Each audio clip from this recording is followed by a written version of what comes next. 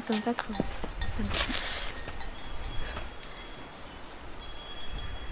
Hazard, il vient tout l'autre. Vas-y. Et coucou. Bonjour. Soyez bénis. Soyez bénis.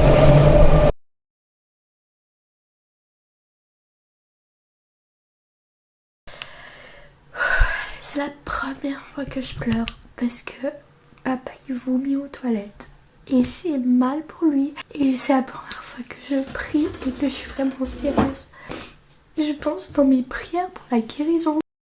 Les maladies sont faites.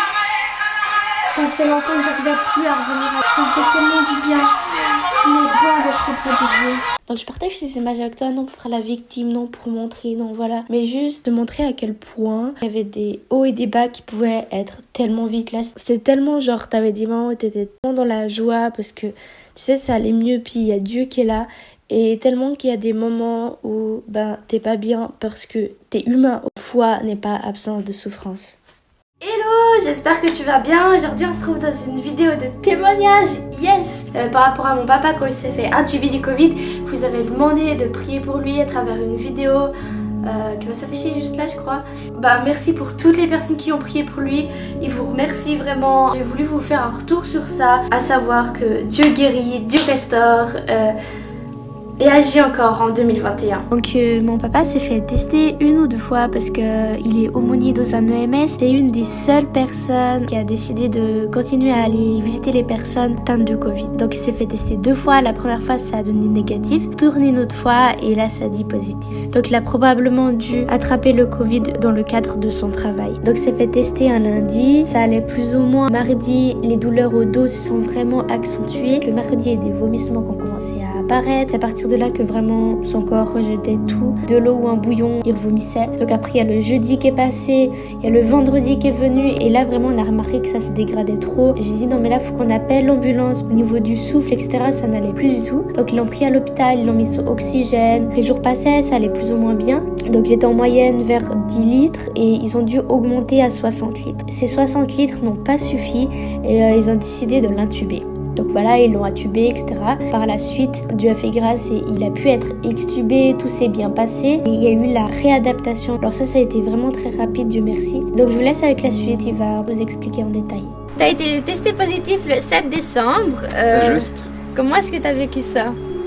Bon, alors, quand j'ai été testé le 7 décembre, ça m'a vraiment un peu embêté et frustré parce que je me suis dit je vais rester enfermé dans mon bureau pendant 10 jours, mais ça s'est arrêté là. J'aurais pas imaginé qu'il y ait d'autres choses plus conséquentes après. Comme tout le monde un peu. Voilà, exactement. T'as été testé positif le lundi, le mardi il y a de fortes douleurs au dos qui sont venues et le mercredi il y a eu les vomissements. Comment t'as vécu ces 3 jours? Alors ces 3 jours c'était un peu compliqué, mais c'est à partir du mardi soir où ça commence à devenir difficile parce que j'avais de plus en plus de douleurs articulaires dans le dos et puis aussi en même temps voilà, je me sentais mal quoi. Qu'est-ce que tu faisais durant ces 3 jours? J'ai pas fait grand chose parce que j'étais pas très bien et puis voilà, je peux dire que j'ai vraiment rien fait. Encore jusqu'à mercredi soir, je pouvais encore un petit peu manger ou me lever pour aller aux toilettes, revenir. Et puis après, j'ai commencé à aussi me lever pour aller prendre des douches chaudes parce que j'avais tellement mal au dos. Voilà, ça s'est passé comme ça, mais je faisais rien de spécial en fait. J'étais par terre, couché. Moralement, durant ces 3 jours? Alors moralement, ça allait, simplement... ça m'embêtait parce que je souffrais physiquement, donc là tu penses pas à grand chose d'autre que ton mal-être quoi. Spirituellement?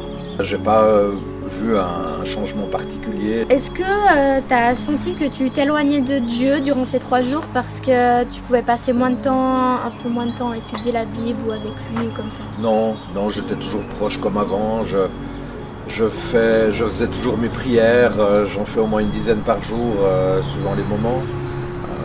Pas toujours à genoux parce que suivant les circonstances ça ouais. C'est compliqué, mais disons que je continuais ma vie spirituelle, ma relation à Dieu comme avant. Je lui demandais aussi, Seigneur, si jamais je pouvais avoir un peu moins mal, je serais pas fâché quoi.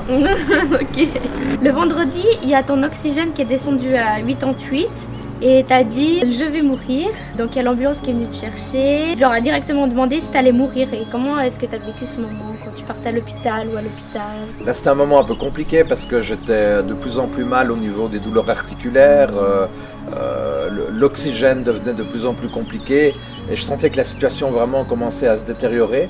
Et là, je commençais un tout petit peu à me dire, bon, ben, j'aimerais qu'on me rassure et qu'on me dise que même si je dois aller à l'hôpital, même si je dois aller aux urgences, ben, que je vais continuer à vivre. Et j'avais un peu une crainte, effectivement, que le Covid commence à me bouffer, quoi. Comment est-ce que tu as géré ta relation avec Dieu durant ce moment-là?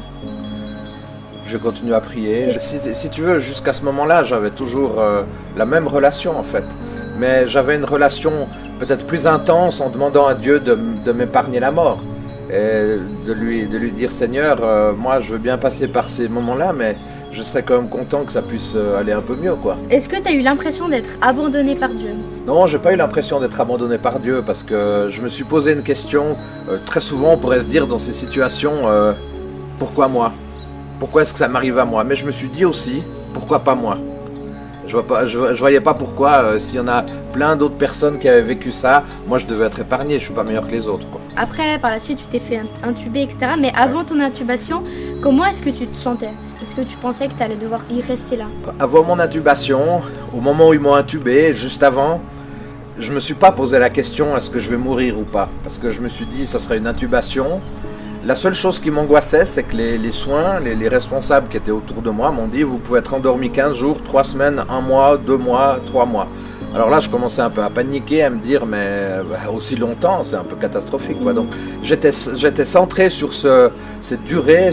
Qu'est-ce que tu tires comme leçon de cette expérience? C'est ce que j'ai eu l'occasion déjà de partager avec beaucoup de personnes. Ma relation avec Dieu s'est amplifiée. Comme je me suis sorti quand même de cette situation, j'ai dit merci Seigneur, tu m'as sauvé la vie. Merci Seigneur, tu as encore besoin de moi peut-être pour, bien sûr, pour être auprès de ma famille, pour continuer mon ministère, qui était un ministère déjà avant très, très, très nourri. Et voilà, j'ai simplement dire merci, merci, merci, merci. Et puis après, le reste, je me suis dit, bon, tout ce qui est au niveau de la rééducation et tout ça, ça va se faire, mais merci Seigneur, je suis en vie, quoi. La leçon prioritaire, je dirais, dans un événement tel que celui que j'ai vécu, c'est apprendre à relativiser les choses de la vie. C'est apprendre à pas non plus prendre la tête pour des trucs qui des fois valent pas vraiment la peine. Et c'est vrai que c'était quelque chose de tellement profond, de tellement énorme, qu'à un moment donné, tu prends un peu de distance, tu prends un peu de recul par rapport aux événements de la vie. Donc durant ton intubation, tu as reçu 1 ou 2 prophéties. Par exemple, ta relation avec Dieu allait s'amplifier. Tu avais comme des anges qui étaient là autour de toi. Enfin voilà. Ouais. Et est-ce que ces prophéties-là font sens pour toi? Alors j'ai eu une des leaders d'une église, qui n'est pas la mienne d'ailleurs, qui m'a dit, j'ai reçu effectivement, comme tu dis Sarah, la vision qu'il y a des anges qui vont m'entourer, et puis qu'effectivement, peut-être que dans mon ministère désormais, je vais plus seulement dire des choses que je sais, mais je vais pouvoir dire des choses que j'ai vécues. Il faut plus parler du vécu. Moi j'étais un peu sur la réserve parce que des fois je trouve ça fait tellement un peu m'as-tu vu. Est-ce que tu as déjà vu certaines des prophéties que tu as reçues s'accomplir? Je ne sais pas ce qui se passe actuellement dans mon église. Mais il y a de plus en plus de personnes qui arrivent et qui gravitent autour de l'église sans que j'aille les chercher.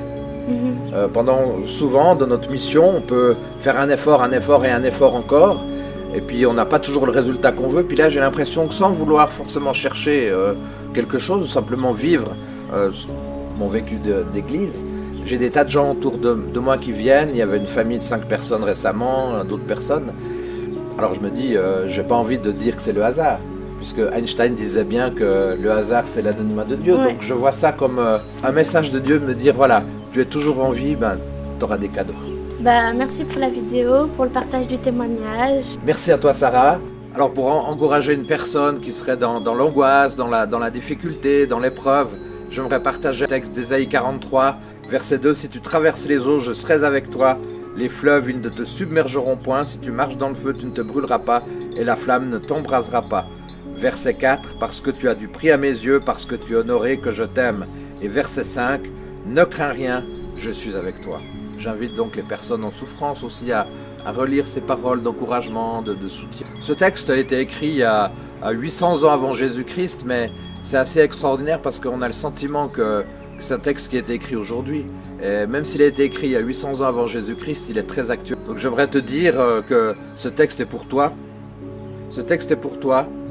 Même s'il y a des angoisses, même s'il y a des épreuves, même s'il y a des situations de vie difficiles, il est dit que tu as du prix spécialement aux yeux de Dieu et il est dit que tu n'as pas à craindre. Ne pas craindre, ça ne veut pas dire absence de souffrance, mais ça veut dire avoir confiance malgré la souffrance.